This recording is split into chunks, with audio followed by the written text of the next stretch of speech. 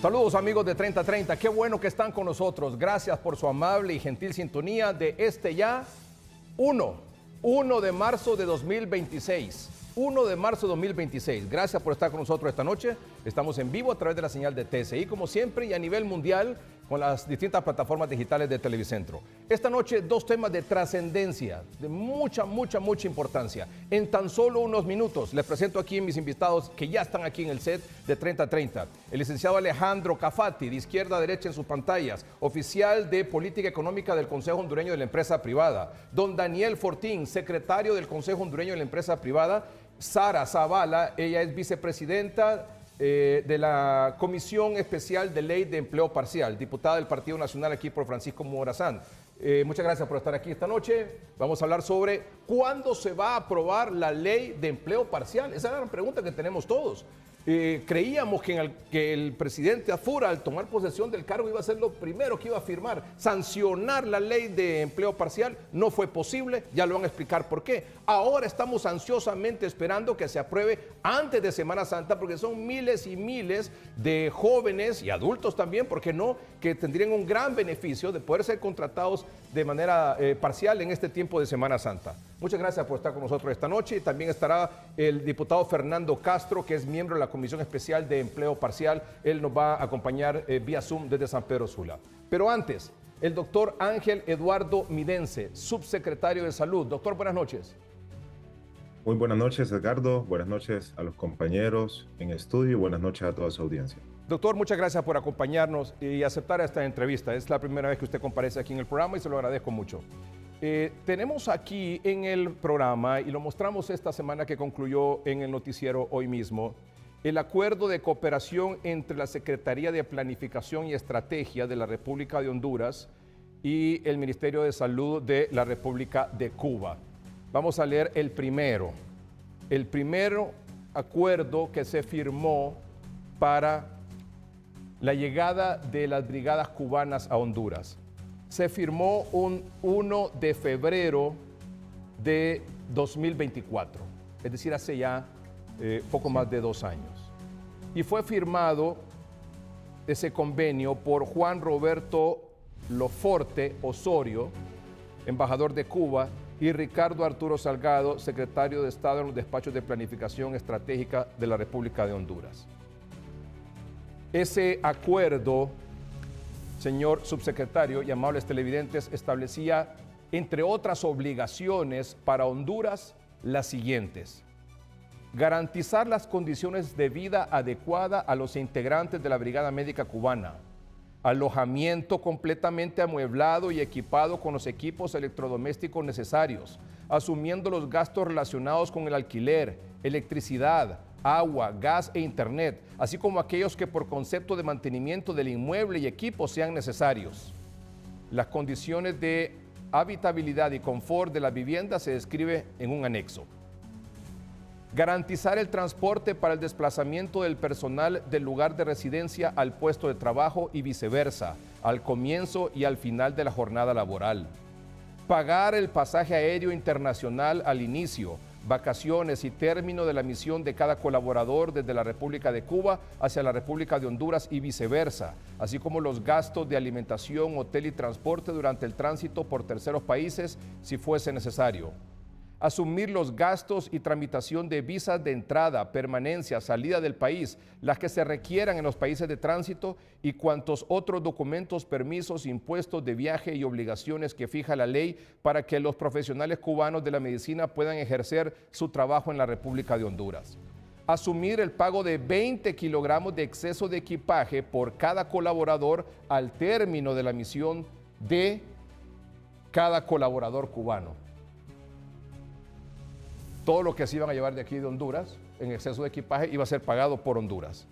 Por proporcionar a la Brigada Médico Cubana por cada miembro la cantidad de $1,600 estadounidenses para gastos de alimentación y personales, pagadero mensualmente en lempiras, al cambio oficial vigente al momento de efectuar el pago, exentos de la aplicación de impuestos, contribuciones fiscales u otros tipos de descuento. Y como reiteramos al inicio, esto se firmó el 1 de febrero de 2024 por el embajador de Cuba y el secretario de Estado de Despachos de Planificación Estratégica de la República de Honduras del gobierno del Partido Libertad y Refundación. Señor subsecretario de Estado, don Ángel Eduardo Midense, ¿qué decisión se ha tomado con respecto a este convenio? Bueno, con respecto al convenio, el convenio en sí establece cuáles son los mecanismos para rescindir del mismo. Nosotros establecimos una comunicación verbal a Cancillería. Cancillería lo comunicó con la Embajada de Cuba. De manera unilateral, pues había compañeros dentro de la delegación de brigadistas cubanas que pues iban de vacaciones. El embajador consultó pues si ellos iban a regresar o no, pues. Al establecer los mecanismos de una comunicación verbal se establece el tiempo, son 90 días. Entonces como que no había mucha lógica económica en el sentido de que ellos retomaran. Y fue así pues como algunos ya de manera unilateral han abandonado los sitios donde estaban trabajando anteriormente. En ese sentido, la decisión del gobierno del presidente Asfura es rescindir del convenio. Que ya fue oficialmente comunicado a través de primero de la Secretaría de Salud de la Cancillería hondureña y de la Cancillería hondureña a la Embajada de Cuba aquí en Honduras. El mecanismo, el convenio tripartita establece cuál es el mecanismo para rescindir del mismo. El primer paso es establecer una comunicación verbal, luego Cancillería transmite esta comunicación verbal de la finalización del convenio a la Embajada de Cuba y la Embajada de Cuba pues toma su decisión final. ¿Usted dónde hizo su servicio social aquí cuando en su carrera de médico? En el Hospital de Santa Bárbara, Hospital Santa Bárbara integrado. ¿Las condiciones que usted tenía en ese entonces eran muy parecidas a las condiciones que tienen los médicos cubanos actualmente? No, eran totalmente diferentes, licenciado. Éramos 2 médicos en servicio social para todo el hospital en aquel entonces. Nos dividíamos los servicios de cirugía, de emergencia y de ginecología, pero asistíamos. Lo más difícil eran las guardias, ¿verdad? Ya durante el día había servicios de consulta externa, había especialistas y otros colegas médicos generales. Me refiero a que las condiciones estas realmente son impresionantes. Aparte de los $1,600, ¿cuánto es, licenciado, en lempiras? ¿1,600? 1,600 son 25, como casi 40,000 lempiras. Casi 40,000 lempiras. No más.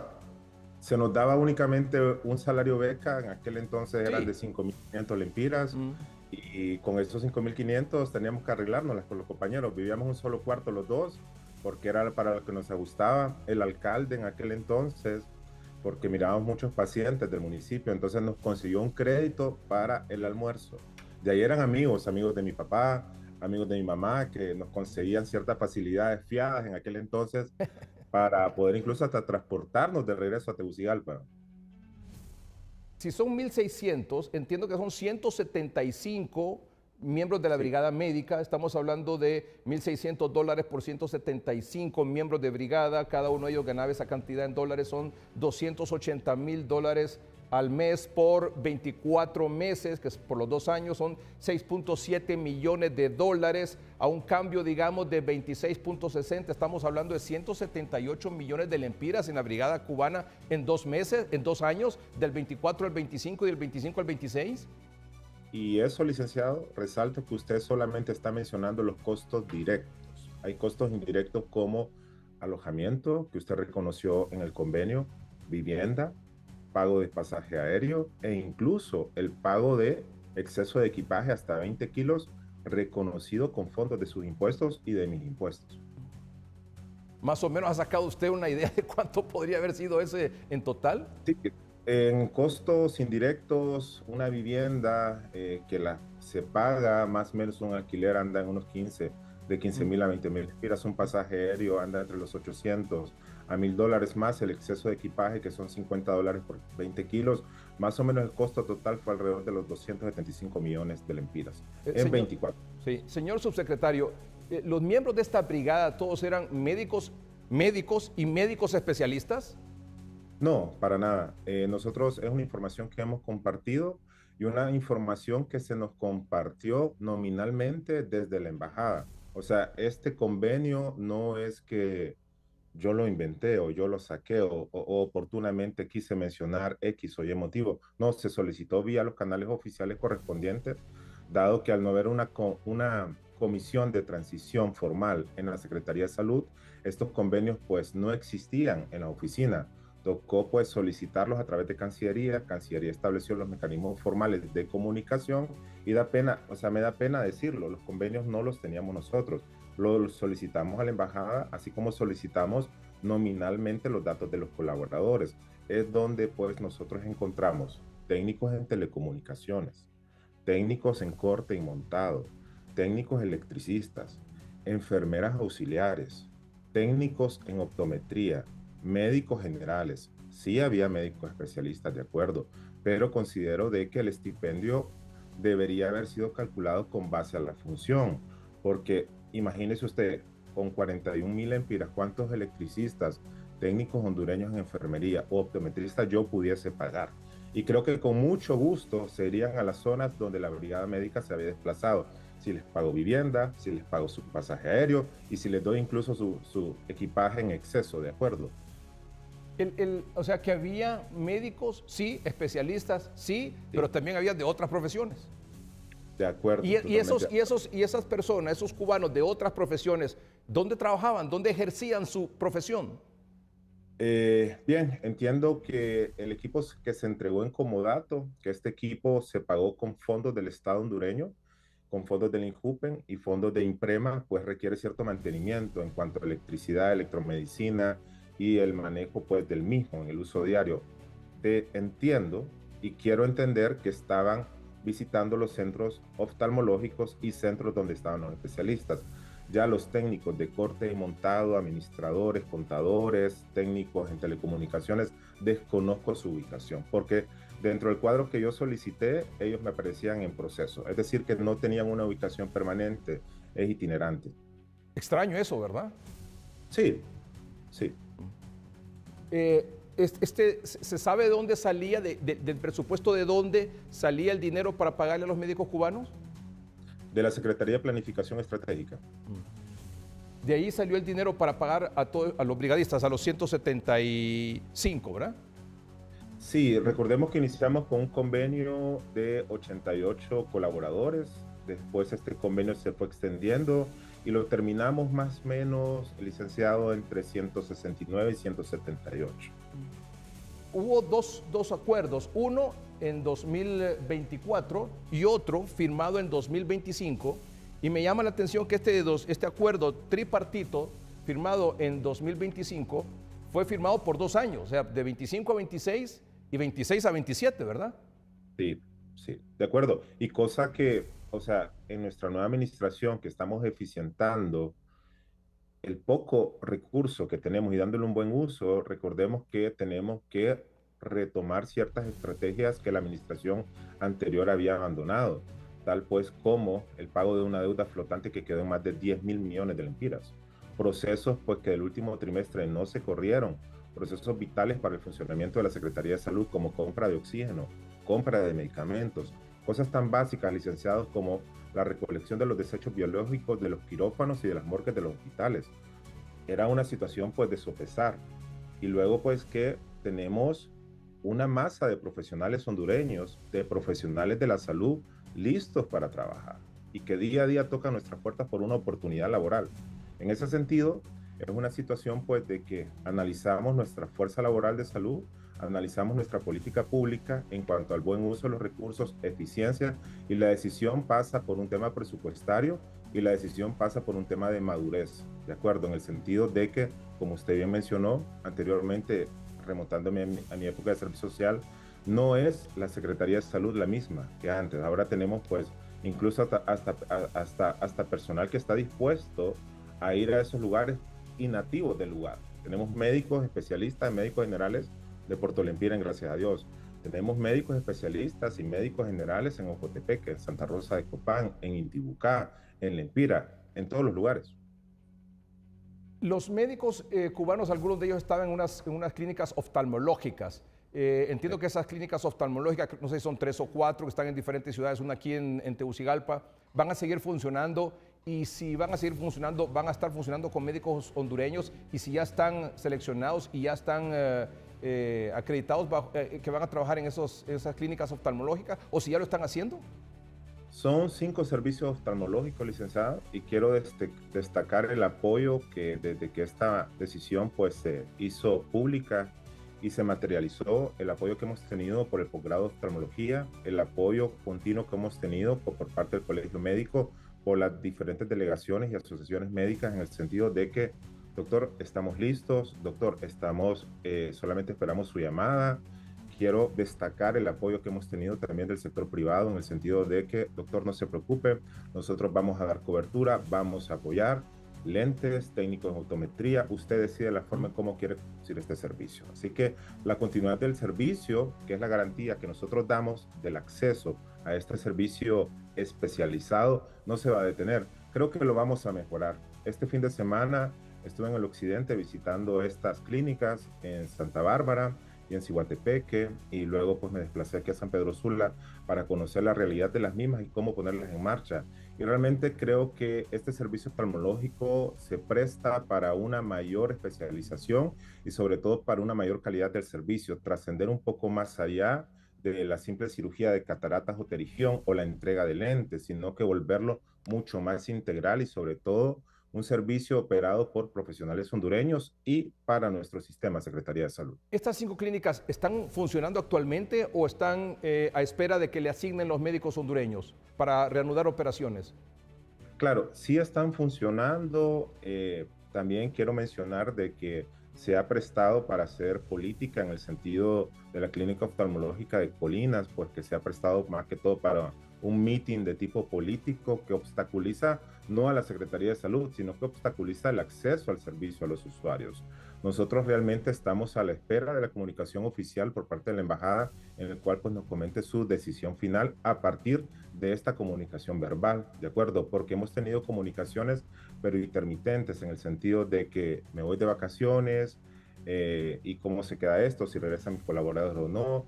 Se ha prestado para temas de consignas políticas, en el sentido pues de que aparentemente el sistema de salud hondureño no va a funcionar o va a colapsar por la ausencia de la Brigada Médica Cubana, y cosa pues que no es así. Y quiero también aclarar ciertos puntos que nos hemos prestado para temas de desinformación, en el sentido de que se van a privatizar estos servicios oftalmológicos, cosa que no va a ser así. De igual forma se ha mencionado que se va a detener el servicio, que tampoco va a ser así, ¿de acuerdo? Estamos listos y a la espera de la comunicación oficial por parte de la embajada, o sea, ¿qué decisión va a tomar? En el sentido, si van a regresar sus colaboradores que están de vacaciones, se van o van a detener el servicio de manera unilateral. Para nosotros, pues de manera muy responsable, en conjunto con INJUPEN e INPREMA, pues continuar el servicio, mejorar este servicio y garantizarle a la población pues de que el acceso a este servicio no se va a ver obstaculizado. ¿Se les debe algo a los médicos cubanos o ya están pagados, digamos, febrero? Ya están pagados, es más bien tenemos que solicitar una rendición de cuentas en cuanto a la totalidad de los costos directos e indirectos, licenciado, porque lo que usted ha mencionado solamente son costos directos. Sí. Pero hemos pedido una rendición de cuentas también del impacto que se tuvo para medir un tema de costo-efectividad, en aras de identificar las oportunidades de mejora para nosotros, ¿de acuerdo? Y no repetir los mismos errores, sino que tener costo, eficiencia y sobre todo garantía del servicio. La Cancillería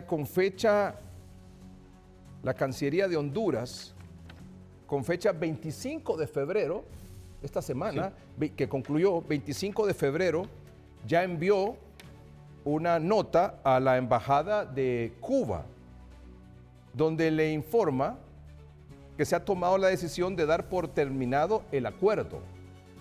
Y es importante mencionar que en el marco de lo establecido en el numeral 10.5 del artículo antes referido, el gobierno de la República de Honduras cumplirá con el compromiso de cubrir los gastos de logística, seguridad y transporte de los miembros de la Brigada de Profesionales de la Salud de la República de Cuba hacia el territorio cubano, más los 20 kilogramos de exceso de equipaje que pueda llevar cada uno de ellos. Sí, la verdad que es bastante jocoso en el sentido como usted lo menciona, licenciado. Yo lo entiendo en el sentido de la injusticia en muchas ocasiones para el acceso al trabajo a profesionales de la salud hondureño y profesionales de la salud, pues que no es una realidad que hablamos de 1997-98, donde pues la cantidad de médicos era difícil incluso encontrar médicos que se desplazaran a Puerto Lempira o Cotepec, que el mismo Santa Bárbara que mencionamos inicialmente, era difícil. Se condensaba o había una densidad de profesionales de la salud en ambas regiones metropolitanas, tanto en Tegucigalpa como aquí en San Pedro Sula. Pero esa realidad ha cambiado. El sistema ha mejorado, estamos reorganizando muchos de los servicios, volviéndolo mucho más eficientes, mejorando el acceso a los servicios generales, así como servicios especializados. Para muestra, pues quiero destacar que en este primer mes de trabajo, hemos mejorado el acceso a servicios especializados, sobre todo el servicio de diálisis para pacientes, lo estamos descentralizando, estamos mejorando el acceso a este mismo, vamos a inaugurar una clínica de diálisis este próximo domingo 22 de marzo, al cual todos están invitados, pues como muestra de la costo eficiencia y el buen uso de los recursos cuando se les quiere dar. En ese sentido, destaco de que estamos preparados, no hemos detenido el servicio y estamos a la espera pues ya una comunicación oficial por parte de la embajada qué decisión va a tomar con todos sus recursos. Muy bien. Lo último, me dice que hemos mejorado en el sistema de salud. ¿Los 8 hospitales del que anunció el gobierno anterior que había comenzado a construir ya están funcionando o alguno de ellos? No. El que más avance representa es el que está en Nuevo Cotepeque y el de Tocoa con un 20.5%. Tenemos avances más o menos de igual forma con el Hospital del Sur de Choluteca. Ese es el estado. La pregunta interesante, al no haber una planificación ordenada y coordinada, ¿cómo inserto estos 8 hospitales al sistema de salud actual? ¿Cómo vuelvo atractivo para un médico especialista, por ejemplo, irse a trabajar a Salamá? ¿De acuerdo? Porque un centro que están diseñados sobredimensionados en su concepción, es decir, que cómo yo garantizo al menos 20,000, 40,000 atenciones mensuales para servicios de medicina especializada y servicios de medicina especializada ambulatoria en dicho centro. ¿De acuerdo? Ese es el verdadero reto para nosotros como Secretaría. No es terminarlos ni aperturarlos, sino cómo los vuelvo sostenibles y atractivos para el recurso profesional de la salud que quiera desplazarse a estos lugares. ¿Va a ser posible eso? ¿Se puede medir en tiempo cuándo podrían estar funcionando esos hospitales? Eso es un análisis que estamos realizando en conjunto con la Dirección General de Redes Integradas de Servicios de Salud, con la unidad pues, de hospitales, con la unidad de servicios especializados que tenemos dentro de la Secretaría de Salud y otros actores, en el sentido de que es un análisis que no solamente pasa por temas de presupuesto, porque recuerde que una vez que estos hospitales estén insertados dentro de este sistema, tenemos que crear toda la estructura administrativa que garantice salarios, que garantice insumos, que garantice medicamentos, que garantice el pago del funcionamiento de estos servicios. Entonces, no es una tarea fácil el lograr insertar 8 hospitales que no respondieron necesariamente a una planificación.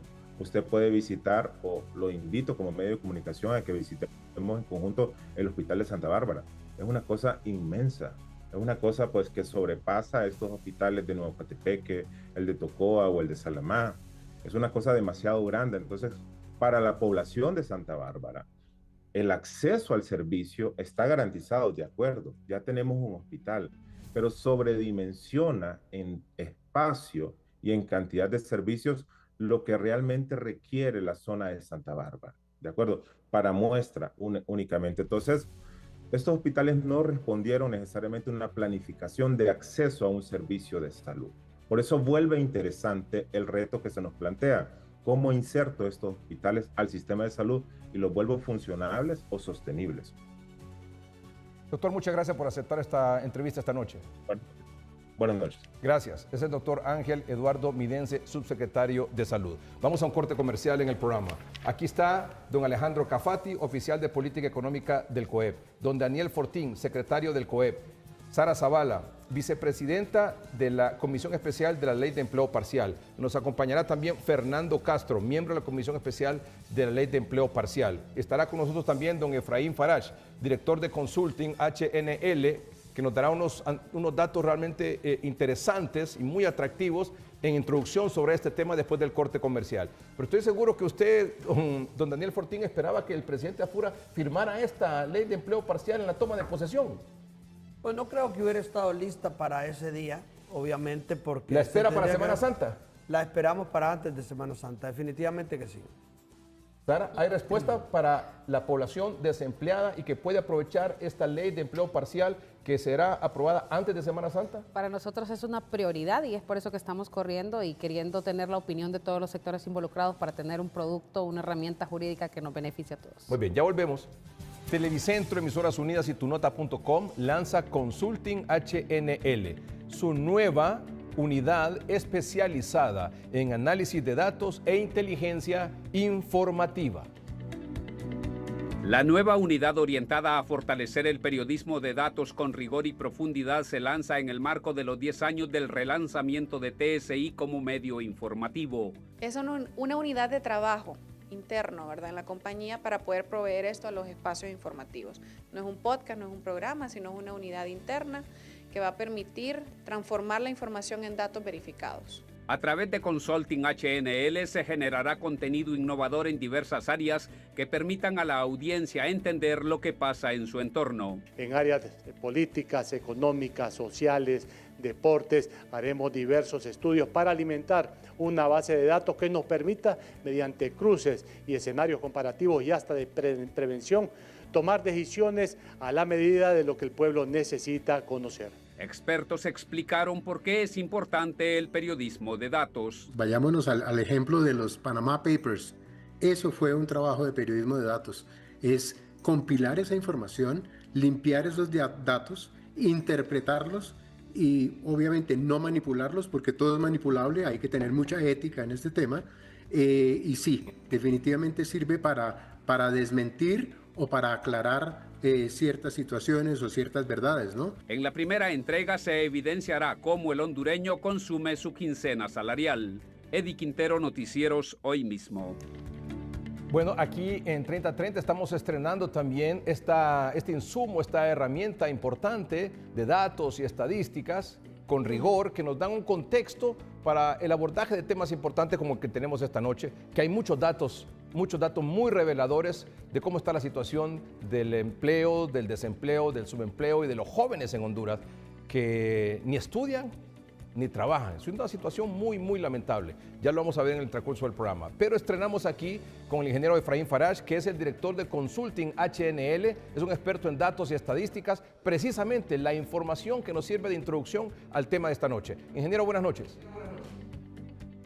Buenas noches, licenciado Edgardo Melgar. Buenas noches a toda la audiencia de 3030 y a sus invitados especiales. Es correcto, Consulting HNL. ¿Por qué? Porque los datos son el activo principal reputacional en los medios de comunicación, y eso lo ha entendido Corporación Televicentro, Emisoras Unidas y tunota.com, convirtiéndose en referentes a nivel nacional y en la región de Centroamérica. Entramos en contexto en el tema del mercado laboral en Honduras para que usted profundice con sus invitados especiales estos indicadores laborales. Vamos a comenzar con la siguiente información.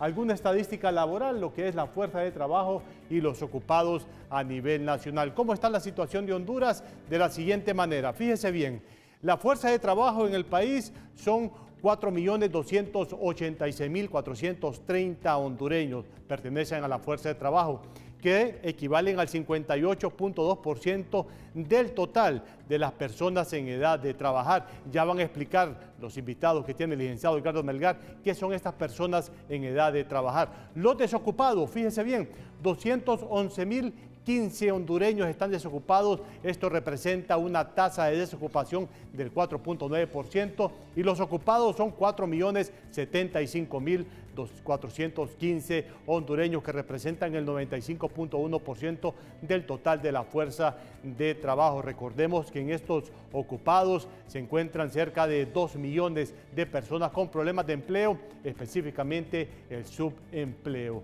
Continuemos avanzando en los elementos visuales para entender estos indicadores laborales que tiene el mercado laboral hondureño. Los ocupados, ya dijimos que son 4.075.415 hondureños, pero aquí importante, los asalariados son 2.441.067 hondureños que son parte del mercado laboral asalariados, que representan el 60% del total de los ocupados, y no asalariados 1.634.000 348 hondureños, que equivalen al 40%. Este es el desglose de los ocupados. Avanzamos revisando estos indicadores laborales que están impactando en el mercado laboral y que se requiere esa ley de empleo parcial para generar empleos en el país. Tenemos la siguiente información.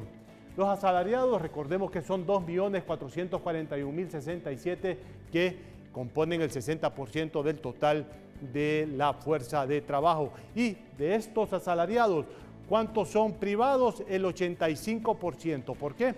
Los privados son equivalentes a un poco más de 2 millones de trabajadores.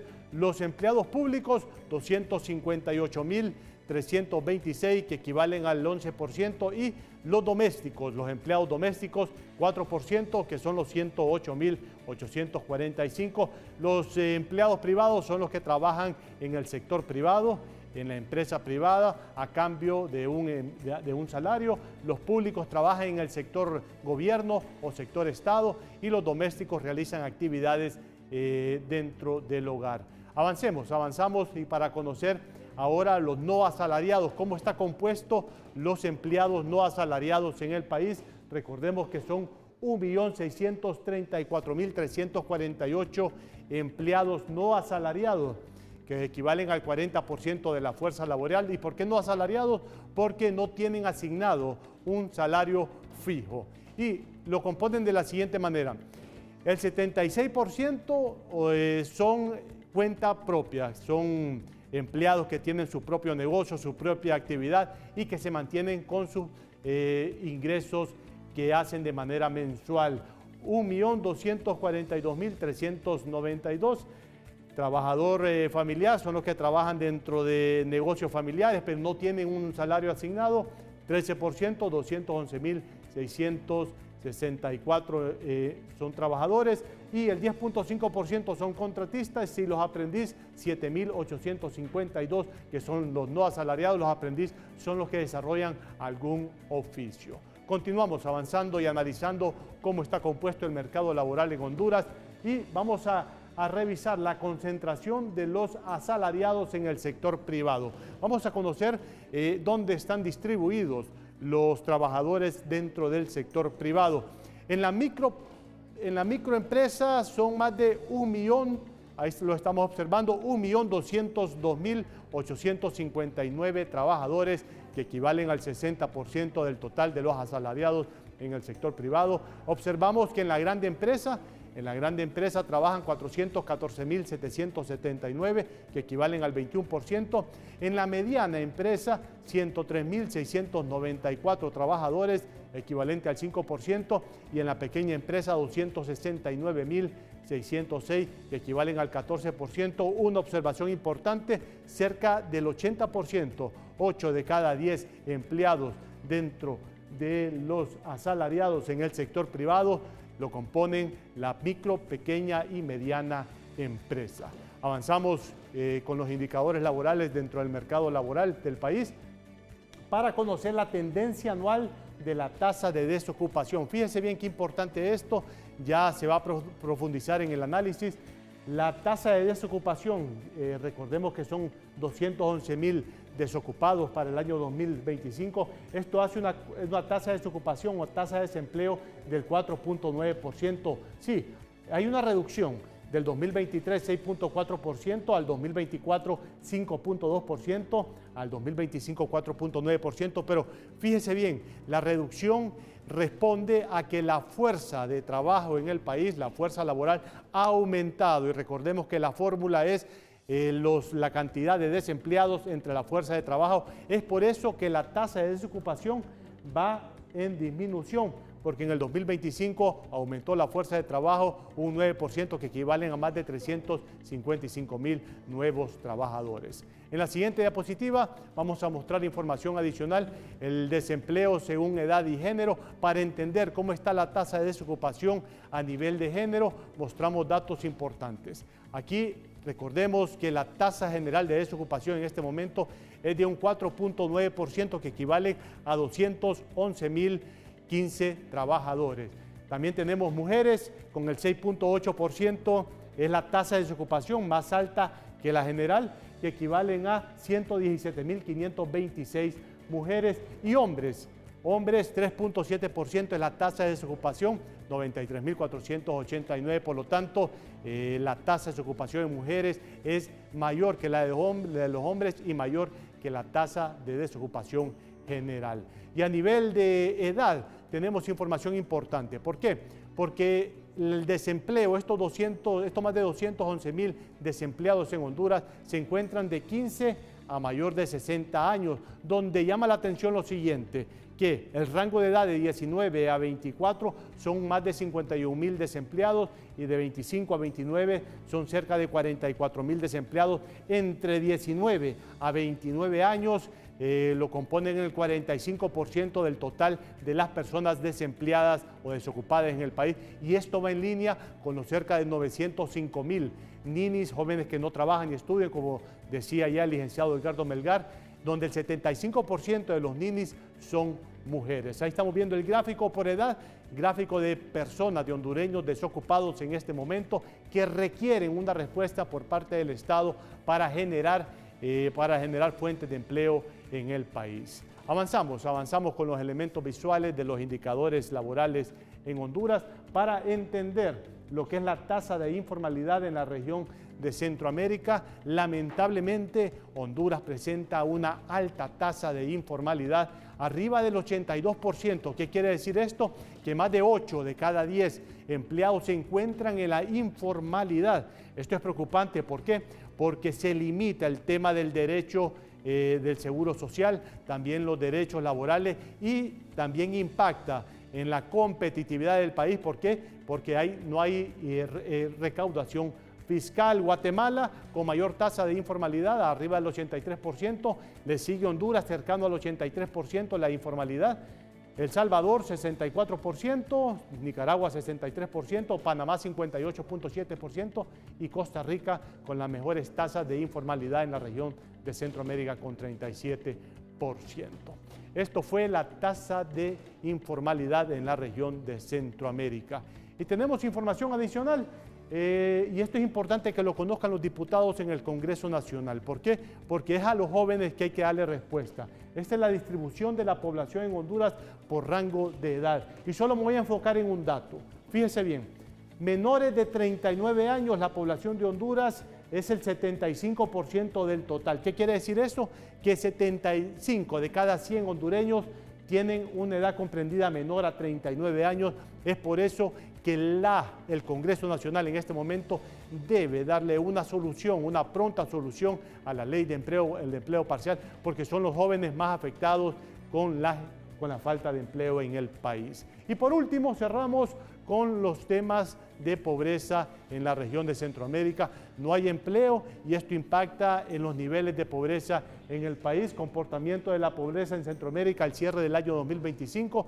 Estos son los porcentajes de los hogares, donde lamentablemente, aquí lo podemos ver, Honduras con el 60.1% de los hogares hondureños en algún nivel de pobreza, y le sigue Guatemala, El Salvador, Nicaragua, Panamá y Costa Rica. Por lo tanto, Honduras mantiene la tasa de pobreza más alta en la región de Centroamérica. No hay empleo, atrae poca inversión y con la segunda mayor extensión territorial en la región de Centroamérica. Adelante, licenciado Edgardo Melgar. Muy bien, muchas gracias, ingeniero Efraín Farage, por esos datos tan interesantes. Es decir, de tantas cosas que nos llama la atención, el punto de la informalidad y el desempleo. O sea, son los dos problemas básicamente, ¿verdad? Uno de los dos, o los dos. ¿Cuál es la gravedad del asunto? Bueno, Daniel. No, es que los dos son problemas graves para el país, ya que existe una alta tasa de informalidad, de negocios que no están formales, y obviamente esos negocios no pagan impuestos, los empleados no tienen las garantías que deberían de tener en cuanto al pago del salario mínimo, el tema del seguro social, las aportaciones al RAP, no aportan al Infop, obviamente venden sin factura. Entonces, obviamente nosotros tenemos que buscar cómo la informalidad se debe convertir en formalidad para tener una mejor empresa privada, una empresa privada que pueda tener acceso también, porque los formales no tienen acceso a los créditos. Esta gente trabaja con préstamos caros.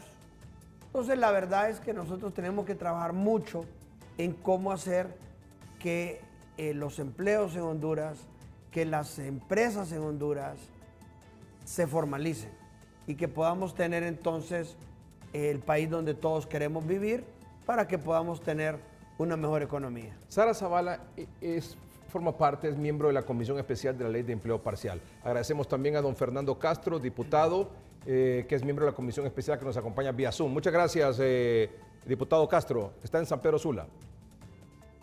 Así es, muchas gracias, Ricardo. Saludos a los panelistas y a toda su teleaudiencia. Muy bien, muchas gracias. ¿Cómo marcha este proceso de socialización de esta ley de empleo parcial? Bueno, decirles que una vez que se nos turnó el borrador a la comisión de dictamen, pues hemos empezado con algunas jornadas de diálogo, más que socializaciones, diálogo, y poder tener la participación de los sectores involucrados, en este caso sector trabajador, sector empresarial, tener también la participación del gobierno, porque hay instituciones que son clave en este proyecto, como ser el Instituto Hondureño de Seguridad Social, porque es una de las garantías que el borrador contempla, que los trabajadores que puedan ser contratados bajo esta modalidad puedan gozar de sus derechos laborales, pero también de acceso a una seguridad social efectiva. Que ustedes es lo que se han reunido buscando con diferentes sectores. Totalmente. La mayoría, diría usted, que están de acuerdo con la ley de empleo parcial. Escúcheme esto. La mayoría, diría usted, que están de acuerdo con la ley de empleo parcial, pero que tienen observaciones a la ley de empleo parcial que ustedes están considerando. ¿Diría usted que esa es la primera conclusión? Sin duda alguna. De hecho, que todos los sectores con los que se han reunido están de acuerdo, pero que tienen observaciones. Así es. ¿Incluyendo los trabajadores? Fíjese que con los trabajadores sí tuvimos un no rotundo con dos de las centrales obreras. Con dos de las centrales obreras sí tuvimos un no rotundo. Y espera un momentito, aquí está don Carlos H. Reyes, que es un histórico líder sindical, que fue de los, junto con Daniel Durón y Juan Barahona, entre quienes estuvieron detrás de que se derogara la ley de empleo por hora, que estuvo en vigencia hasta el gobierno anterior, que vía Congreso Nacional se derogó. Don Carlos H. Reyes, Juan Barahona, Daniel Durón, dirigentes obreros y sindicales dijeron, eso no puede seguir y hay que derogarla, y se derogó. Ese proyecto de ley es inconstitucional. Legalizará la informalidad y la precariedad, porque para sus ponentes, a más precariedad, más empleo. Con la ley de empleo por hora, los miles de millones de lempiras que se ahorraron los patronos se tradujeron en ganancias extraordinarias con más desempleo y emigración. Emigración de seres humanos y de capital producido con la explotación del trabajo de nosotros los de abajo. Esa ley solo se puede emitir si se reforma la Constitución de la República por sus efectos en la estabilidad laboral, contrato individual y contrato colectivo del trabajo, y el sistema económico y social de Honduras.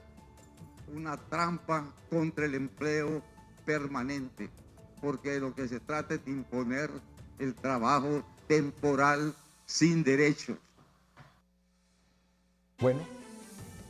Dos cosas bien importantes. Temporalidad no es igual a parcialidad.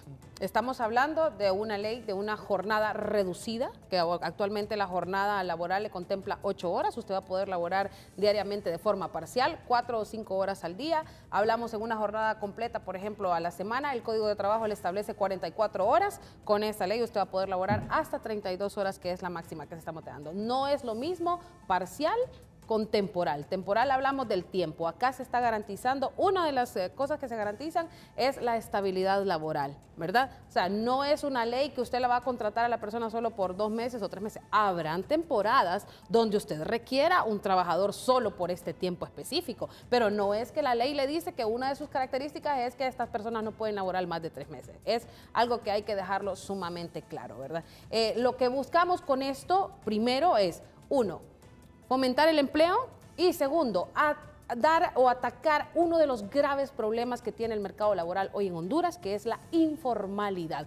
Este 80% de la clase trabajadora que está ahorita en la población económicamente activa, que no cuenta con sus derechos laborales y que no cuenta con un acceso a la seguridad social. Esto es lo que estamos buscando, no dejar esta población desprotegida y de esta forma formalizar el empleo, decentar el empleo, que también es lo que estamos buscando con este proyecto. Entonces, no podemos decir que es una ley que es tentativa, que es violatoria, cuando lo que estamos buscando es precisamente, hoy usted, trabajador hondureño, que está laborando por 4 horas, porque existe la gente que labora por 4 horas diarias, por 5 horas diarias, que tiene una jornada reducida, o incluso tienen más, pero como están en el sector informal de la economía, no tienen ningún derecho. Tienen ningún derecho. Esta gente hoy está desprotegida. Esa madre soltera que necesita también en este momento trabajar está siendo excluida porque no hay una herramienta jurídica que les permita esta modalidad. Pero ahora, a excepción de los trabajadores, usted me ha dicho que se reunieron con un sector de la empresa privada, otros sectores, y que continúa esta socialización estas 2 semanas más de marzo, estas primeras 2 semanas de marzo.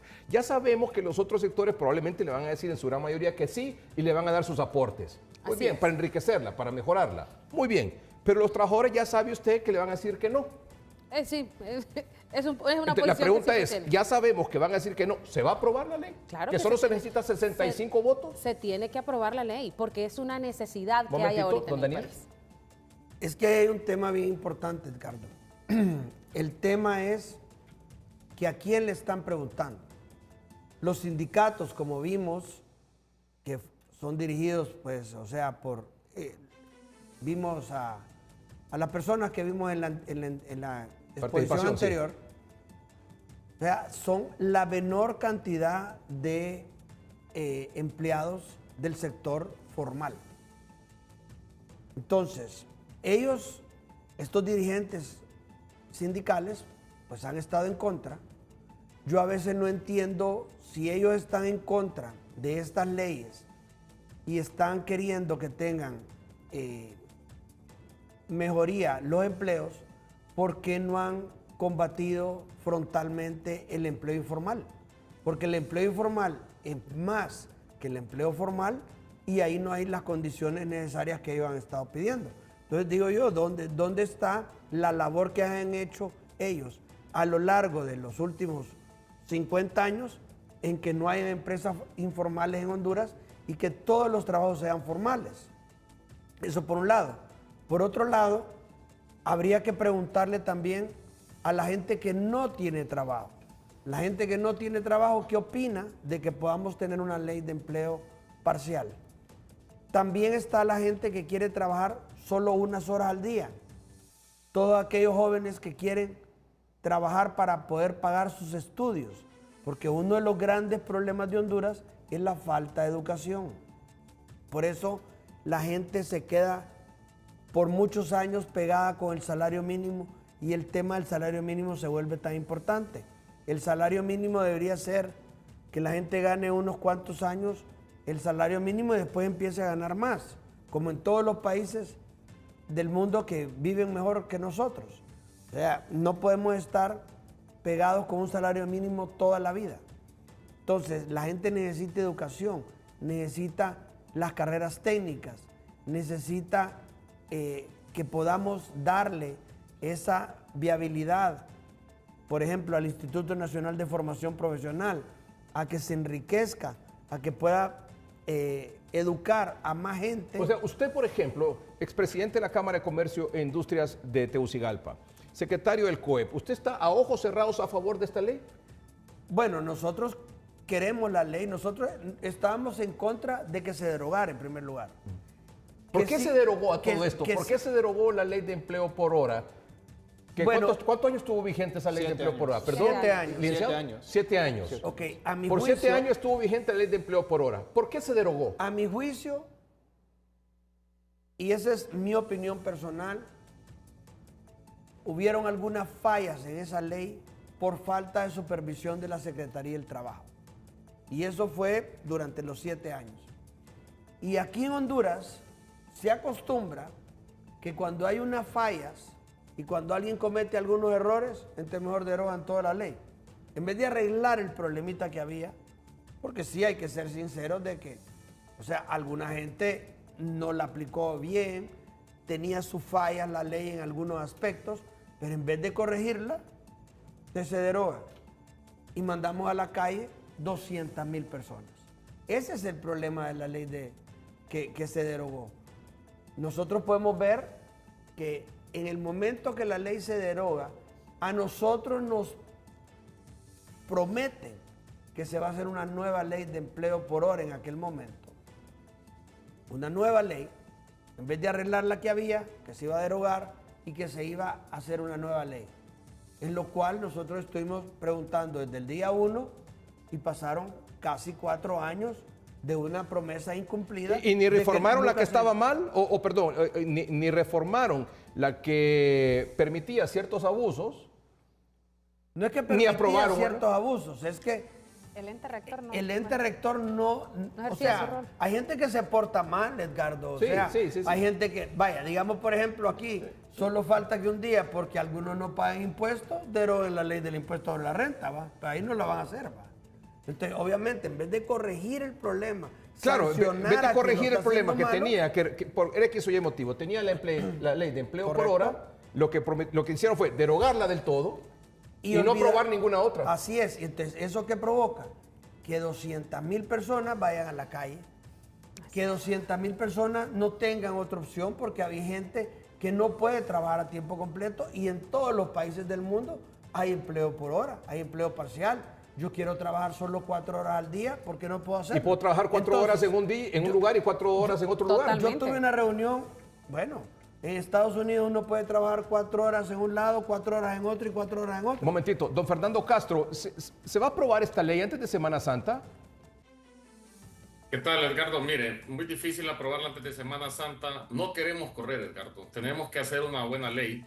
Queremos que la gente sepa que esto no es una simple copia de la ya derogada ley de empleo por hora, sino que nosotros andamos buscando un modelo que se alinee con los convenios internacionales de la OIT y también con todas las exigencias que se tienen, que nosotros ya la hemos visto, las pusimos en papel en el primer borrador y el que les pasamos a las centrales obreras y a todas las personas que estamos socializando o consultando, como dijo la compañera Sara.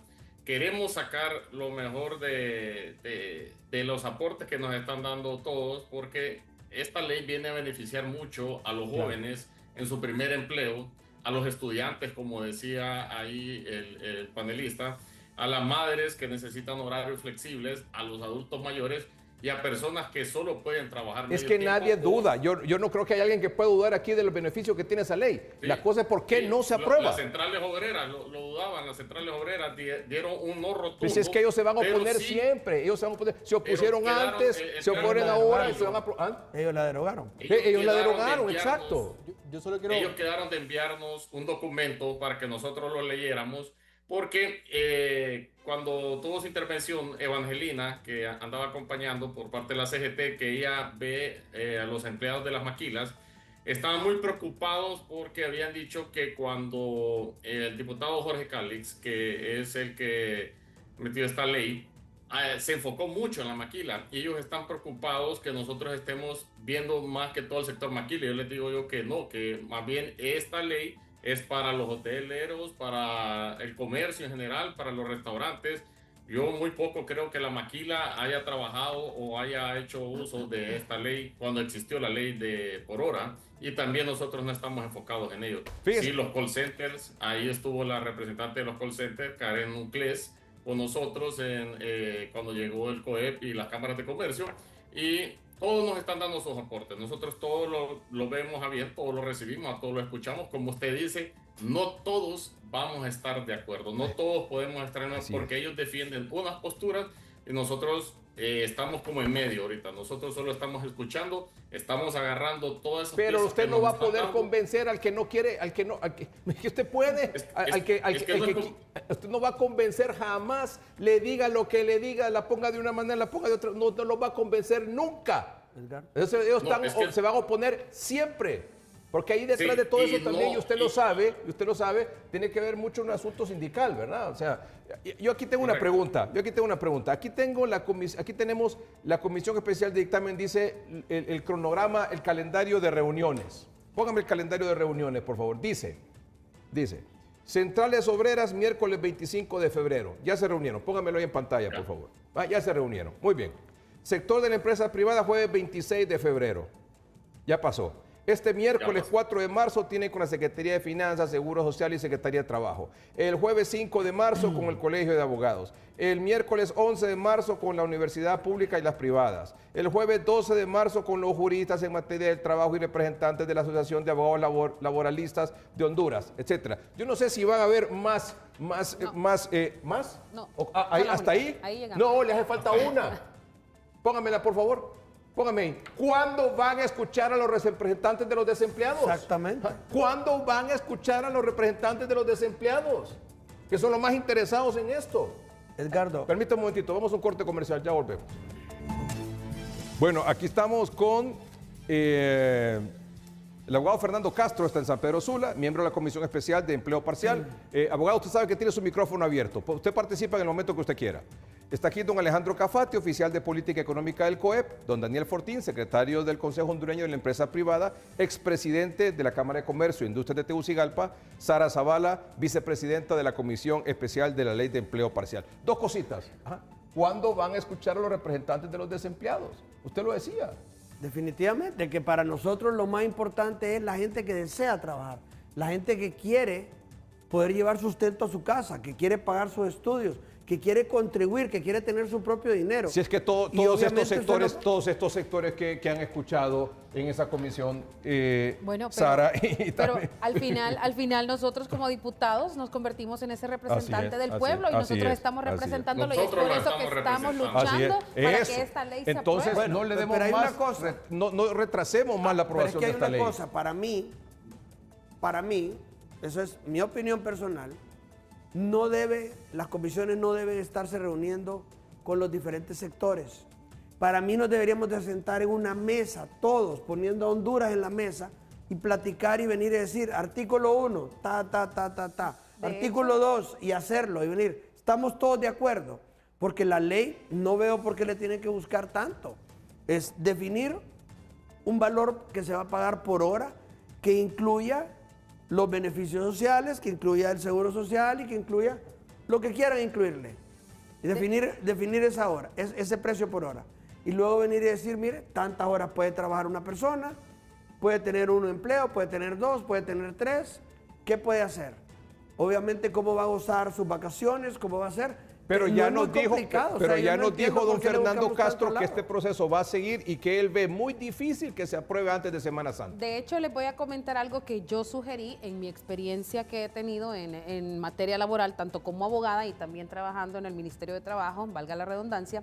Yo sugerí en la mesa, en la comisión, que lo hiciéramos a nivel del CES. Hay un órgano colegiado que está debidamente integrado, donde está la representación de todos los sectores, que ahí es decir, una encerrona de todos los sectores. En una sola días, mesa. Y ya lo hemos hecho. En el CES, de hecho, en el CES está la empresa privada, los sindicatos y el gobierno. Bueno, aquí está también don Alejandro Cafati. Don Alejandro, su opinión sobre esto. No, yo solo quería mencionar dos elementos bastante importantes antes de pasar a ver algunos datos que traemos. Uno es con el tema de la OIT, como mencionaba el diputado Castro, mencionarle que los convenios internacionales de la Organización Internacional del Trabajo regulan y respaldan la contratación parcial o temporal desde 1994, así que eso internacionalmente ya estaba también respaldado. Agregándole a esto, y hay que aclarar que Honduras todavía no es signatario del convenio 175, que es el que regula el empleo a tiempo parcial. Y es algo que nosotros también queremos impulsar desde la comisión para que sea aprobado, ratificado por el gobierno de Honduras. Claro, eso es un elemento. Es más,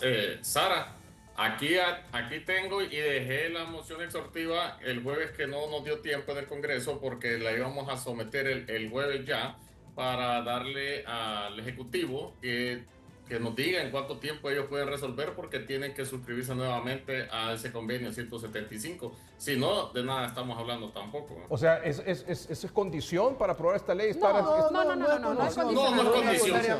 Pero es para que estén concordantes. Muy bien. Claro, pero se puede aprobar sin estar. Claro, puede entrar en vigencia también. Y luego también ya mandamos el borrador a la Corte Suprema para que la Corte Suprema nos dé sus comentarios también. Muy bien. Claro. Sí. Y el otro tema importante, y yo escuchando al dirigente sindical Carlos H. Reyes mencionar un elemento bastante importante. Cuando se formuló el Código del Trabajo fue en 1950. ¿Qué tipo de economía tenía Honduras en 1950? Una economía plenamente agrícola.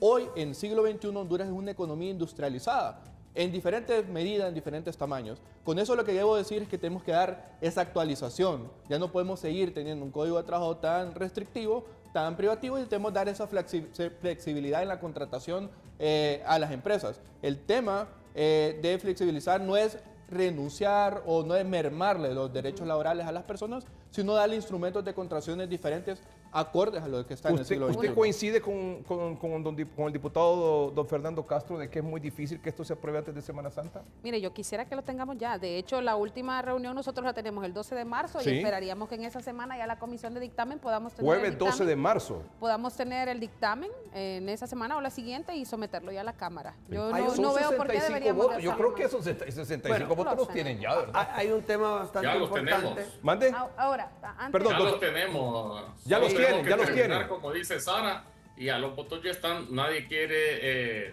Creo que solo Libertad y Refundación no nos acompañaría en su Y algunos totalidad. también. Pero yo creo que No, si en Libertad y Fundación hay gente mayoritarias- pensante también, hombre. Claro, Si hay gente no. con criterio también. Sí, pero recuérdese que ellos, por su ideología, pues si no quieren acompañar, que nos acompañen, bienvenidos sean. Yo antes- Nosotros ya les dijimos, esta ley garantiza al trabajador. Si ahí los que van a trabajar son de izquierda, va a son tener de todos contrato, lados, sí. de todos Hagan los trabajo, colores no tiene políticos. ideología. No, el trabajo no Ideología. tiene, el desempleo no tiene Ya, no ideología. tiene ideología. Bueno, La informalidad. hay un tema- Exactamente.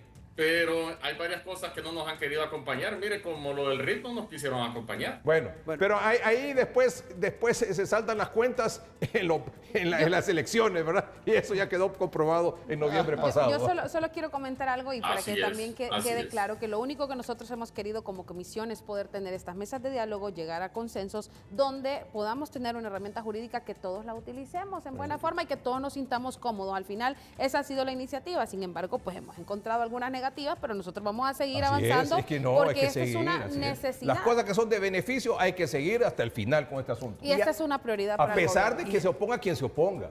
Y hay una cosa, Mire, Edgardo, mire esa fila, ¿ve? Mire esas filas. hay una cosa importante. Mire esa Edgardo. fila, mire cómo anda esa pobre gente, mire. ¿Sabe cómo anda esa pobre gente? Así, mire.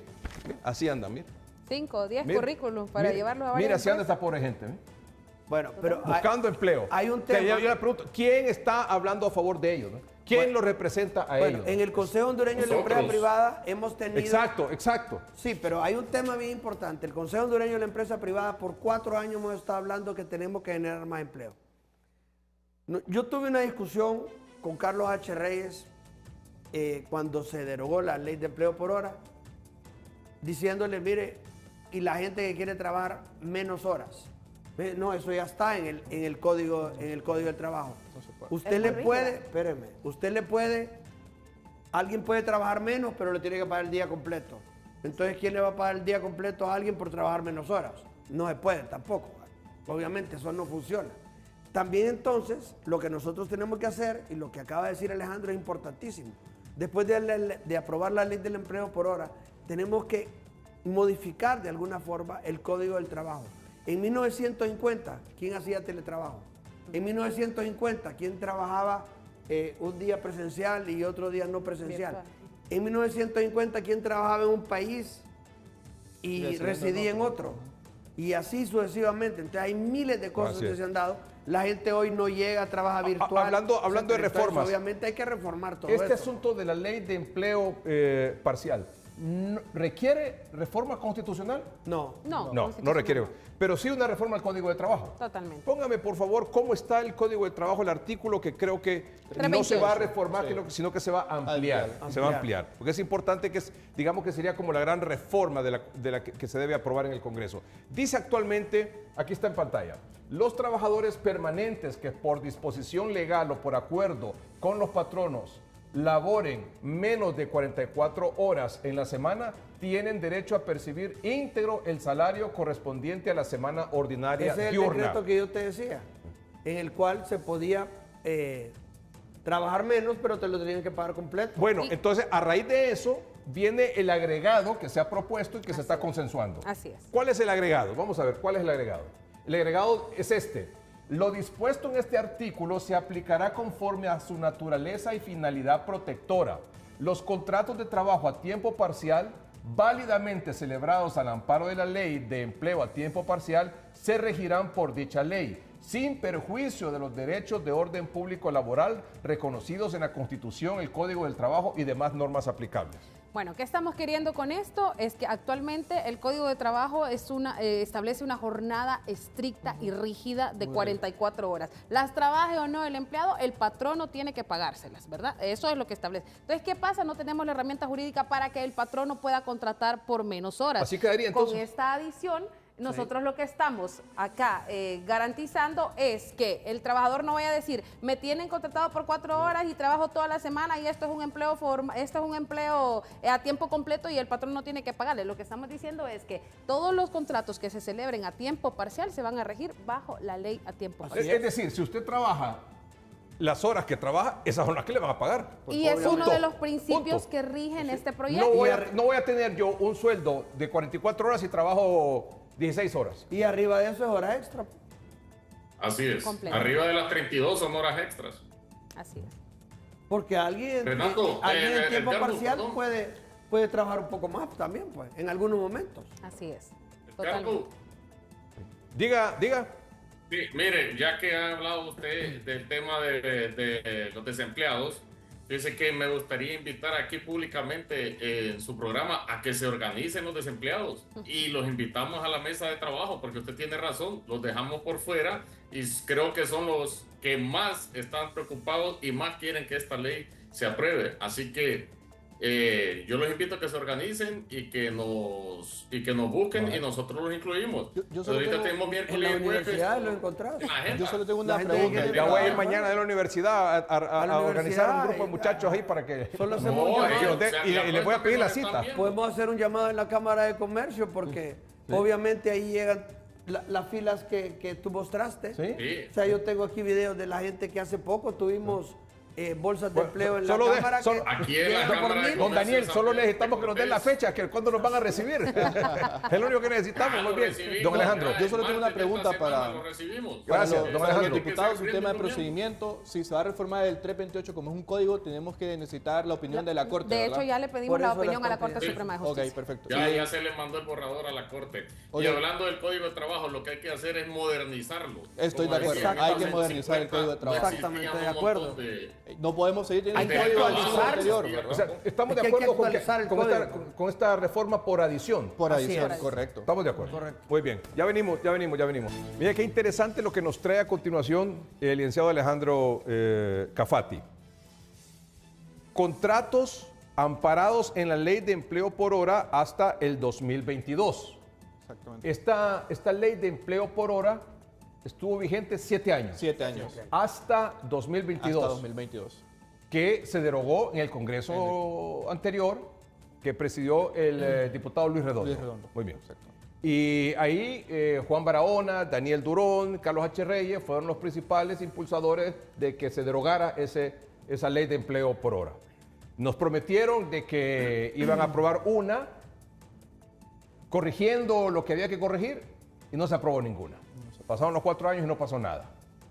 Sin embargo, aquí el licenciado Alejandro Cafati nos muestra los contratos amparados en la Ley de Empleo por Hora hasta el 2022, por favor. Sí, en efecto.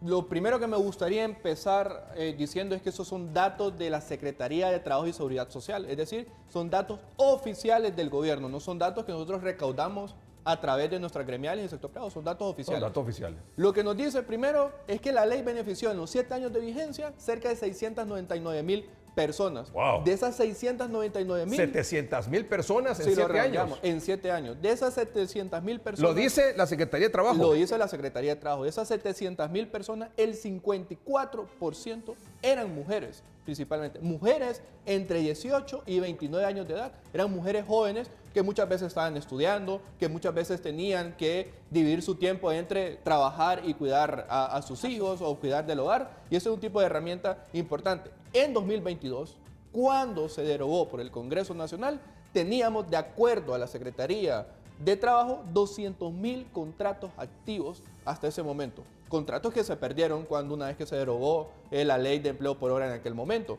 Y sobre todo, mire, un año después, en 2023, y esto fue una información que nosotros hicimos al interno del Consejo Hondureño de la Empresa Privada, de estos 200,000, 44,000 empleos en el sector turismo no han logrado recuperarse, porque son empleos que necesitan una herramienta de este tipo para poder emplear. Hablábamos entre corte, se esperan cerca de 2 millones de visitantes en esta Semana Santa y los hoteles, los comercios necesitan una herramienta para contratar el personal necesario para atender esos 2 millones de visitantes. Personal adicional al que tienen actualmente, porque no es la misma demanda de hoy que la de Semana Santa. Claro. Y mire, y hay muchas críticas. Y yo me acuerdo el año pasado para una semana morazánica que se criticó mucho a los hondureños que fueron a visitar El Salvador y que no iban a visitar los lugares internos nacionales o de turismo local.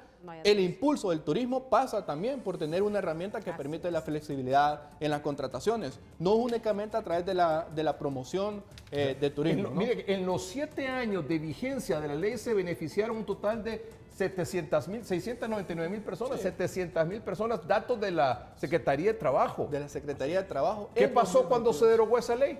Bueno, 200,000 personas perdieron su empleo. Y eso es lo que dicen los datos de la Secretaría. O sea, 200,000 personas estaban activas cuando se derogó la ley de empleo por hora. Entonces, obviamente, esta gente pues perdió su empleo. Estamos claros de que alguna gente, pues en algunas empresas que tenían varias gente que trabajaba por hora o parcialmente, pues, tuvieron que hacer ciertas contrataciones y ciertos ajustes, porque la economía, Edgardo, siempre se va a ajustar. Lo que pasa es de que en este momento, principalmente en el sector turístico, está trabajando con déficit, porque no pueden pagar empleos permanentes. Y cuando tienen estos momentos como Semana Santa, el feriado morazánico, cuando se paga el 14º mes de salario, en las agostinas que vienen la gente del Salvador, en Navidad, esta gente necesita tener más personal, igual que el comercio. Uno de los principales cuestionamientos del sector obrero es que dice que con esta ley de empleo por hora o empleo parcial, los empresarios van a prescindir de los trabajadores a tiempo completo y que van a preferir hacer contratos a tiempo parcial. Es que no funciona así eso. No, Edgardo, no lo estoy diciendo yo. Estoy siendo parlante de lo que dice el portavoz. Y ahí está la declaración de seguridad, tiene la declaración de don Carlos H. Reyes. Pero yo le voy a explicar que eso no se puede. Lo que es una trampa porque los empresarios lo que van a hacer, en vez de tener contratos de tiempo completo, permanente, van a ser ahora parcial. Edgardo, nosotros tenemos una filmina que contesta, perdón, don Daniel, esa pregunta que usted hace. Si quiere, pongámosla. Vamos por partes. Dice usted aquí que quienes eran los beneficiados de esta ley, lo hablábamos, 56% eran mujeres y 54% eran jóvenes entre 18 y 24 años de edad. Los más beneficiados eran las mujeres jóvenes. También el nivel académico. Las mujeres y los jóvenes, ¿va? Las mujeres y los jóvenes. Y el nivel académico, 57% estaban cursando estudios universitarios.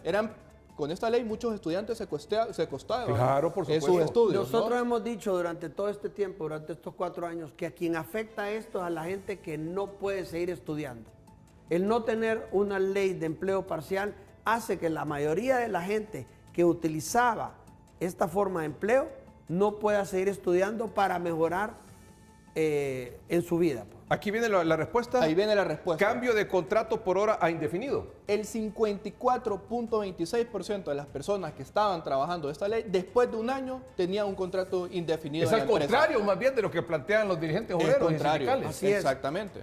Edgardo, el 54% de quienes entraron a una empresa temporalmente fueron un año después fueron pasados indefinidos. Vamos a ver una cosa porque es ilógico lo que se está diciendo. Que una empresa trabaja, póngale que una empresa trabaja 12 horas al día. Pongamos una empresa que necesita empleo parcial. Son las que trabajan más de 8 horas normalmente. Porque las empresas que solo trabajan 8 horas, que hacen trabajos normales, pues tienen empleados normales, ¿no? Pero en una empresa que está abierta más tiempo, la gente ya tiene empleados permanentes que están trabajando durante todo el día y les pagan una cantidad de dinero X de acuerdo al salario mínimo, la antigüedad que tengan o los estudios o las posiciones. Si yo necesito contratar gente por hora para cubrir ciertos momentos, ¿cuánto le voy a pagar? lo mismo que le estoy pagando a este por hora, ¿ok? Pagando menos horas en el momento pico de mi negocio, cuando lo ocupo.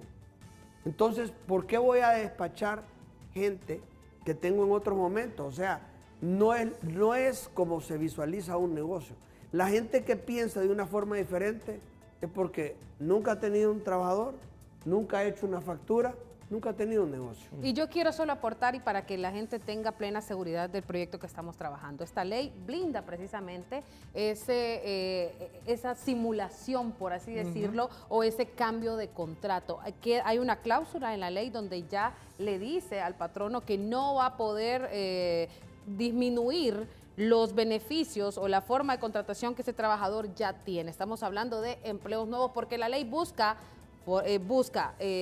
abrir más oportunidades y formalizar las que ya están abiertas, ¿verdad? Entonces, en ese tema quiero que la gente quede clara de que no se está permitiendo eso, ¿verdad? De que vaya a haber una simulación y que a usted lo vayan a contratar bajo esa modalidad. Otra cosa también, el derecho preferente se está cuidando en este proyecto. ¿A qué me refiero con eso? Precisamente los datos que el abogado acá muestra. Que si usted viene elaborando bajo esta modalidad en una empresa, usted va a ser el primero en la lista que el patrono lo va a tener que contratar cuando abra una plaza a tiempo completo. Hay que aclarar esa cuestión porque la gente se tiende a confundir con eso. Obviamente, si yo tengo gente que trabaja parcialmente, lo voy conociendo, voy viendo quién es mejor, etcétera, etcétera. Cuando a mí se me abre una plaza a tiempo completo, ahí la tengo. O sea, es lógico. Ahí lo tengo. O sea, es que no se necesita ni pensar mucho. De ahí voy a agarrar a la persona. Siempre y cuando... Es como cuando aquí vienen los practicantes. Okay. Aquí vienen practicantes siempre de todas las universidades. Y se tienen, ¿por qué? ¿Por cuánto tiempo? ¿Cuánto tiempo? 6 meses. 6 meses es la práctica. Okay. Ajá, entonces, y en 6 meses... Lo está probando está haciendo su práctica, digamos, y el empleador está enseñándole, desarrollándolo, sus capacidades, sus habilidades, transmitiéndole conocimiento, etcétera. Allá el empleado, el que está haciendo la práctica, se aprovecha esa oportunidad y demuestra capacidad, interés y se queda. Pero hay una cosa. Sí cumple con los requisitos. Claro, pero hay una cosa. claro. La gente que opta a empleo parcial normalmente es porque necesita trabajar en forma parcial. Claro. Para poder seguir con sus estudios, aquella madre que quiere todavía atender a sus hijos y trabajar mientras van a la escuela, el adulto mayor que quiere trabajar unas horas y sentirse productivo. Entonces, no necesariamente va a querer tener un trabajo a tiempo completo. Sí, exacto. Entonces, eso hay que aclararlo muy bien, pero ahí porque se le va a ofrecer a ellos. Pero no es una obligación, porque si ninguno de ellos quiere trabajar a tiempo completo, hay que buscar otro. Exacto. Ahí Porque puede buscar el tiempo parcial porque solo dispone de ese tiempo para su trabajo. Exactamente, o sea, porque eso es lo que él quiere trabajar en este momento de su vida. Obviamente que después va cambiando. Pero también desde el punto de vista del patrono dice, bueno, dentro se me abrió una plaza permanente, dentro de los que tengo parcial lo ofrezco. Bueno, pero ya están adentro. También puede ser una plaza que sea de un mejor nivel del que está teniendo la persona. Pero entonces, obviamente, hay que verlo, el mercado se adapta. Dice que el cambio de contrato por hora indefinido, 54.26% después de un año, estaban a tiempo parcial, pasaron a tiempo indefinido. Sí. Claro. Ajá, y el 34.66% después de 6 meses. Después de 6 meses. Y solo el 11% se mantenían trabajando bajo la modalidad de contrato. O sea, si estamos hablando del 88%. Del 88%. Era una formalización Perdón, completa, Sarita, el 88% de quienes comenzaron a trabajar en tiempo parcial, unos en 6 meses y otros en un año, siguieron a tiempo permanente. Entonces, eso es lo contrario a lo que plantean la dirigencia obrera. Y hay una cosa también.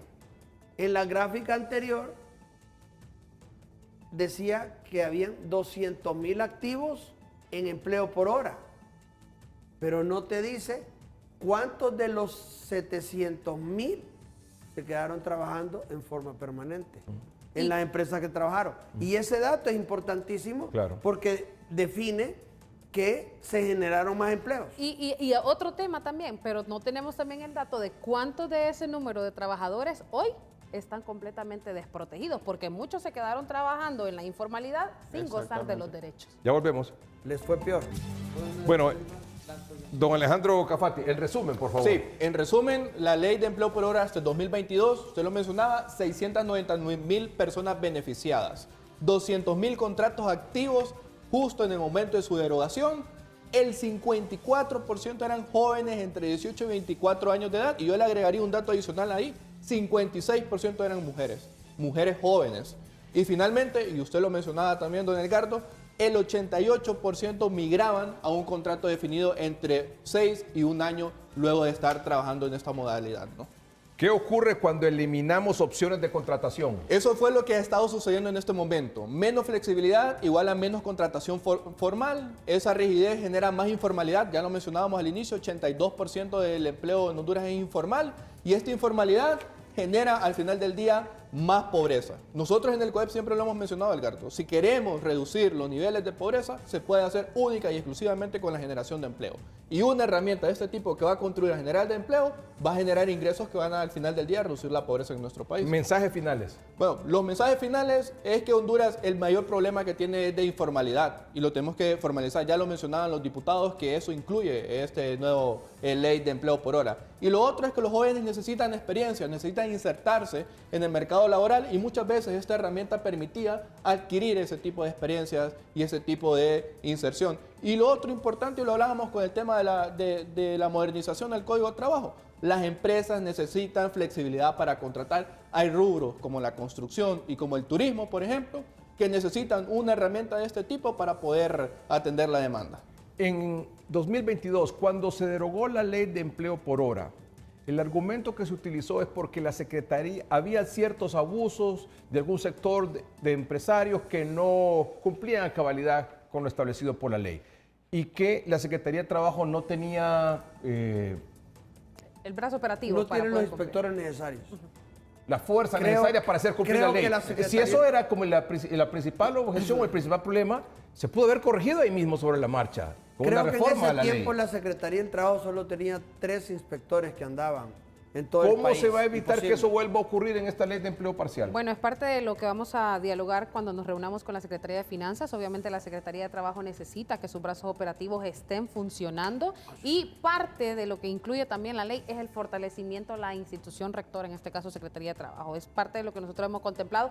Igual tiene que volver a abrirse el departamento para poder registrar los contratos porque al derogar la ley de empleo por hora también ese departamento cerró y tenemos que tener un lugar donde poder registrar los contratos y donde se lleve el control y la vigilancia de todo lo que se va a hacer. ¿Cuál diría usted que son las 2, 3 grandes bondades de la ley de empleo parcial? Bueno, tiene varias y se las voy a detallar rapidito. Salario con el principio de proporcionalidad, igual número de horas trabajadas, igual salario recibido. A nadie se le va a pagar menos del valor hora que ya está establecido en cuanto a la tabla de salarios mínimos vigente. Los derechos adquiridos y las prestaciones sociales es algo que se le está garantizando también al trabajador mediante esta ley. La no exclusividad y el pluriempleo, ¿a qué me refiero? A que el trabajador va a poder tener 1 o 2 empleos bajo la misma modalidad, siempre y cuando este no entre en contradicción o entre en conflicto de intereses con la empresa, con una empresa y la otra. El otro tema también es que le brinda la afiliación al Seguro Social, es algo que se le está garantizando. También la afiliación al Fondo de Reserva a través del RAP. Pueden los trabajadores también acceder o accesar a seguirse profesionalizando a través del Instituto Hondureño de Formación Profesional que entra parte de las instituciones, los derechos colectivos que también se le están garantizando a los trabajadores acá, los trabajadores podrán parcialmente sindicalizarse, podrán hacerlo, ¿verdad? Esto es algo que se le garantiza y obviamente todos los demás derechos, ¿verdad? El preaviso, el auxilio de cesantía y todo eso que también va garantizado. Así que no es una ley que está lesionando los derechos que ya los trabajadores cuentan, es una ley que se los está garantizando. Obviamente hay algunas cuestiones como por ejemplo el salario que tiene que ser proporcional, ¿verdad? Si estamos hablando de una flexibilidad, tiene que ser Don Daniel se compromete aquí a través de la Cámara de Comercio e Industria de Tegucigalpa, de la cual él es expresidente y del COEP, a organizar a los desempleados, a una representación de los desempleados y vamos a pedir cita en nombre de ellos con la comisión para que ellos también tengan derecho a plantear su opinión sobre este tema. ¿Está de acuerdo usted? Definitivamente nosotros con los llamados que porque todos los que están hablando, con todos estos sectores, todos trabajan, todos tienen ingresos. A nadie le duelen estas cosas. A nadie le duele. A los hijos de todos los que están ahí escuchándolo, no están en esas filas que vimos hace poco. Están echambados en uno u otro lado, en el sector público o privado. Pero a mí lo que me gustaría realmente, Edgardo, para cerrar, es que con la misma fuerza que los dirigentes sindicales se oponen a la ley de empleo parcial, con esa misma fuerza vean cómo hacen para que no hayan empleados en el sector informal, para que se formalicen las empresas, para que esa gente que es más que la que tiene ya los derechos y que cumple con todas las obligaciones de pago, que esa gente reciba también su pago adecuado. Ese debería ser el reto. Y obviamente, como dicen de buscar una representación de la gente que no tiene empleo, para nosotros es fácil. En la Cámara de Comercio hace poco hicimos una bolsa de empleo. Era cantidad de gente la que había, enorme cantidad de gente. Claro. Ustedes llegaron a tomar videos. Sí. Entonces, no es difícil. Más bien, si nosotros hacemos un llamado a todos los desempleados, un partido político podríamos formar. ¿Qué pasa si no se aprueba antes de Semana Santa? ¿Ah? ¿Qué pasa si no se aprueba antes de Semana Santa? Bueno, vamos a tener una Semana Santa otra vez complicada con el tema que pues nosotros ya nos hemos perdido 4 Semanas Santas, 4 meses de catorceavo, 4 agostinas, 4 feriados morazánicos, 4 navidades sin el empleo parcial, que es temporal, obviamente, en ese momento, pero esperamos nosotros que esta ley pueda ser vista en el Congreso en una forma rápida. Obviamente hay un tema también, ¿verdad? Que el Seguro Social tiene que hacer un reglamento de cómo va a funcionar eso, y eso puede retrasar. Una vez ya aprobada la ley en el Congreso, el Seguro Social tendrá que hacer su reglamento y ver cómo funcionamos. Gracias. Sin embargo, consideramos también en la ley, ¿verdad?, que la no aprobación del reglamento no limitará a que la aplicación de la misma y a que se empiece a generar los empleos. Pero también, o sea, la gente con la incertidumbre posiblemente no va a querer hacer la contratación por la incertidumbre. Puede ser, ¿verdad? Tal vez en Semana Santa, como es temporal, porque hay que ver, ¿verdad? La gente que está en parte temporal nada más, pues lo del Seguro Social es totalmente diferente, ¿verdad? Don Fernando Castro, cerramos con usted.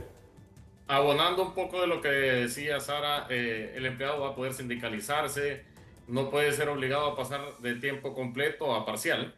Y hablando de lo de Semana Santa, el tema que está, no es imposible aprobarla antes de Semana Santa, Edgardo, pero nosotros queremos que la ley sea una ley que vaya completa y que sea aplicable sobre todo, que no vayamos a tener el problema que se tuvo con la otra y que vayan a venir y la quieran derogar más adelante, sino que ya quede bien plasmada en el Código de Trabajo y que los miles de hondureños, como expuso ahí el panelista, vuelvan a tener ese beneficio y vaya formalizándose, que es lo que nosotros más queremos en este país, que se formalicen todas esas fuentes de trabajo. Fernando Castro es miembro de la Comisión Especial de la Ley de Empleo Parcial, diputado por Cortés, ¿verdad? El Partido Liberal. Así es. Muy bien, gracias. Don Alejandro Cafati, oficial de Política Económica del COEP. Don Daniel Fortín, secretario del COEP, expresidente de la Cámara de Comercio e Industrias de Cortés. Sara Zavala, diputada del Partido Nacional por Francisco Morazán, vicepresidenta de la Comisión Especial de Ley de Empleo Parcial. Gracias a ustedes por su atención. Gracias por haber venido esta noche aquí al programa. Buenas noches y que estén bien.